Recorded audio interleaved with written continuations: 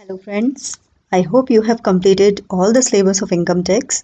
Today we will revise the syllabus with the help of an multiple choice question quiz. Let's discuss first question. First question is deduction under section 80C is allowed to whom? 80C की धारा के अंतर्गत किसे deduction प्राप्त होती है? Individual को, individual या एचयूएफ को, एसएससी को, एसोसिएशन ऑफ पर्सन या बॉडी ऑफ इंडिविजुअल को। And the answer is B. एक इंडिविजुअल और हिंदू अनडिवाइडेड फैमिली को ही एटीसी की डिडक्शन मिल सकती है, किसी कंपनी या फर्म इन्हें एटीसी की डिडक्शन नहीं मिलती। सेकेंड क्वेश्चन जो आज हम करेंगे, person with severe disability means a person with 75% of disability, 80%, 85% और 88%। डिसेबिलिटी की दो कैटेगरीज होती हैं, 80% से कम डिसेबिलिटी, 80% से ज़्यादा सिवियर डिसेबिलिटी। तो ये हमें याद रखना है, एटीयू में भी ये काम आता है और उसके अलावा भी। तो इसका आंसर है B, 80% of disability. Third question is under section 80G donation is cash is accepted only up to ₹2000। अगर आप चाहते हैं धारा 80G के अंतर्गत कोई डोनेशन देना ताकि आपको उसमें डिडक्शन मिले, तो आप क्या कर सकते हैं, 2000 तक कैश दे सकते हैं। उससे ज़्यादा अमाउंट के लिए आपको चेक या कोई ऑनलाइन मोड ही अडॉप्ट करना पड़ेगा। तो इसका आंसर है बी। नेक्स्ट क्वेश्चन है which of the following donation is eligible for 100% donation under section 80G। हम पढ़ चुके हैं कि 100% डिडक्शन मिलती है कुछ केसेस में, कुछ केसेस में 50% डिडक्शन मिलती है। तो Rajiv Gandhi foundation, prime minister's national relief fund, approve charitable trust या prime minister drought relief fund, इनमें से किस में 100% डिडक्शन मिलती है यदि आप डोनेशन देते हैं? तो इसका आंसर है बी। बी में prime minister's national relief fund में यदि आप कोई भी योगदान करते हैं तो आपको 100% तक की डिडक्शन आप क्लेम कर सकते हैं। नेक्स्ट क्वेश्चन है अगर आप किसी बुक के लेखक हैं तो आपको सेक्शन 80QQB में उसकी रॉयल्टी के लिए डिडक्शन मिल सकती है, लेकिन कब मिल सकती है? क्या आपने कोई साइंटिफिक नेचर की बुक लिखी है, लिटरेरी या आर्टिस्टिक वर्क है, या फिर तीनों ही? इसका आंसर है डी।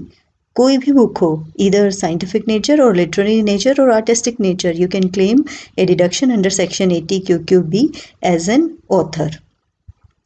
सिक्स क्वेश्चन है employer's contribution to national pension scheme is covered under which section?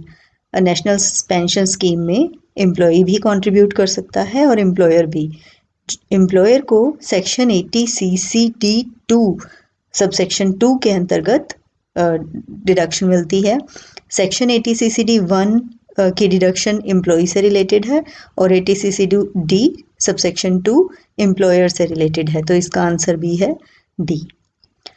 ये थे हमारे 6 क्वेश्चन। अब 7th क्वेश्चन हमारा है deduction in respect of interest on loan taken for higher education shall be allowed for how many years? कितने साल तक आप उस इंटरेस्ट की छूट क्लेम कर सकते हैं?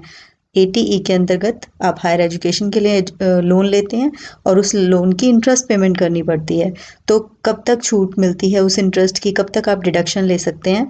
8 सालों तक उस इंटरेस्ट की डिडक्शन मिल सकती है। इसका आंसर है डी। नेक्स्ट क्वेश्चन है the amount of deduction under section 80U is, section 80U में कितनी अमाउंट क्लेम की जा सकती है? इसका आंसर है D, 75,000 in case of disability and 1,25,000 in case of severe disability. 80% से ज़्यादा डिसेबिलिटी है तो 1,25,000 की छूट मिल जाएगी, उससे कम है तो 75,000 की छूट मिल सकती है। ये छूट ग्रोस टोटल इनकम में से मिलेगी, तब हम टैक्सेबल इनकम जान पाएंगे। नेक्स्ट क्वेश्चन है section 80 RRB is related with deduction in respect of. आपको याद करना पड़ेगा कि सेक्शन 80 RRB किससे रिलेटेड है। देखिए हमारे पास 4 ऑप्शंस हैं, royalty of authors, royalty on patents, interest in deposit in saving account and person with disability. अगर आप याद रख करेंगे तो आपको याद आएगा, इसका आंसर है B, royalty on patents. Question 10 हमारा है, maximum deduction under section 80 TTA in respect of saving bank account and trust is, how much amount it is? 15, 10, 12, no limit. The answer is 10,000 rupees.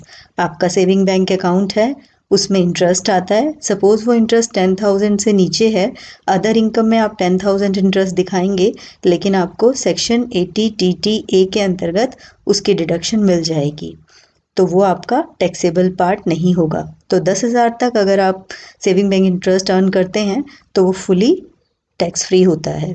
तो इसका answer है B, 10,000।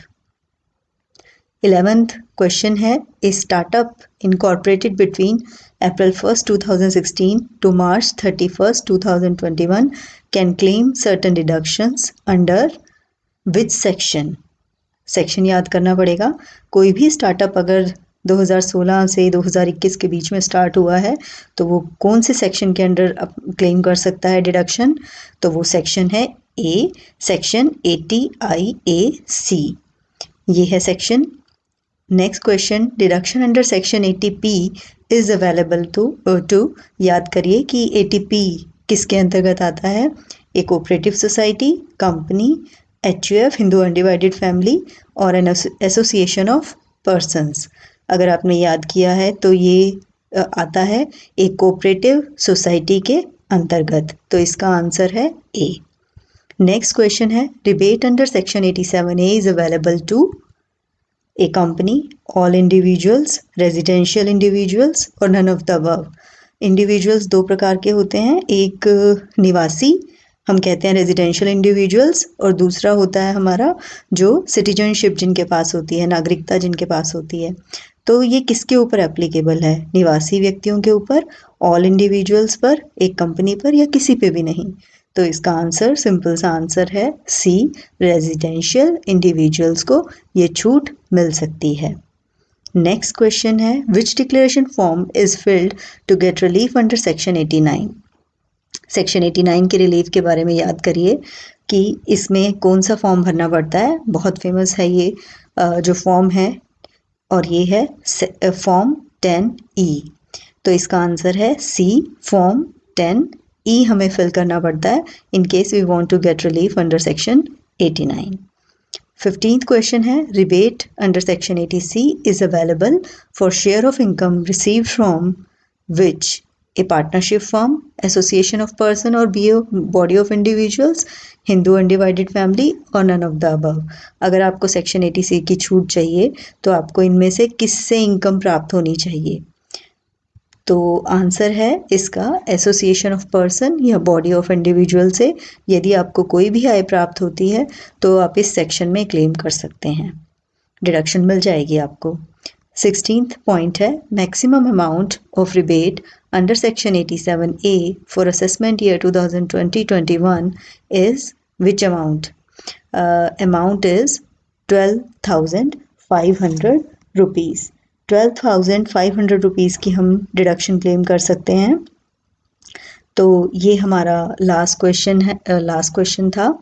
तो ये 16 question मैंने लिए थे दो चैप्टर्स में से। एक तो ग्रोस टोटल इनकम में से डिडक्शन का चैप्टर है 80C से 80U, और दूसरा चैप्टर है rebate and relief of taxes.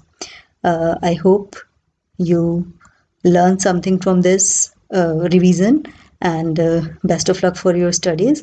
This is all about today, and I wish you a very happy learning, and stay at home. Best regards. Thank you.